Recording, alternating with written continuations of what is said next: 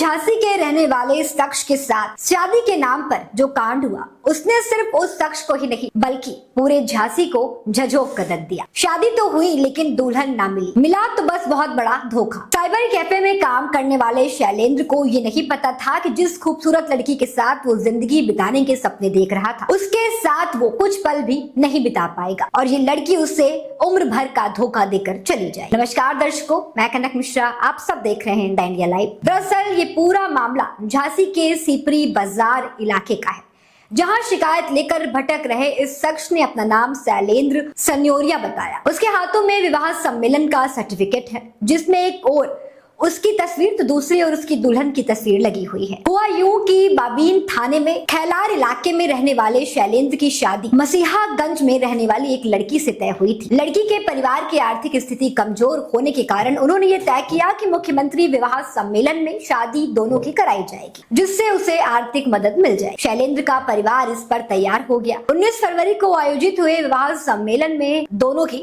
शादी भी हो गई दोस्तों। लेकिन शादी होने के बाद दोनों ने तय कि 25 अप्रैल को रिसेप्शन करेंगे और तभी दुल्हन विदाई हो। लेकिन पीड़ित का आरोप है कि इससे पहले ही रिसेप्शन की तारीख आती उसकी दुल्हन सम्मेलन से ही फरार हो गई। सम्मेलन सहायता में मिली जो धनराशि थी उसको लेकर भी साथ चली गई। जब शैलेंद्र को इसकी जानकारी हुई तो उन्होंने दुल्हन के माता पिता से संपर्क किया। उन्होंने बताया कि उन्होंने इसकी शिकायत सिपरी बाजार थाने पहुंचकर की थी, जिसकी गुमशुदगी की रिपोर्ट दर्ज कराई गई थी। पीड़ित का कहना है कि उसे न्याय चाहिए और अब उसे अपनी पत्नी पर कोई भरोसा नहीं। यदि अब वो आ जाएगी तब भी वो उसे नहीं रखे, बस वो एक बार यहाँ आकर सच्चाई बता दे। अब दोस्तों, शैलेंद्र की आंखों में सिर्फ एक ही सवाल है, क्या शादी सिर्फ एक कागज का रिश्ता बनकर रह गई है? जिस रिश्ते को उसने भरोसे और सपनों के साथ सजाया था, वो कुछ ही दिनों में टूटकर बिखर गया। वो अब न्याय की गुहार लगा रहा है, लेकिन उसके टूटे हुए भरोसे को कौन वापस लाएगा? पुलिस अपनी जांच में जुटी हुई है, लेकिन इस पूरे मामले ने एक बार फिर से ये सोचने पर मजबूर कर दिया कि क्या सरकारी योजनाओं का कुछ लोग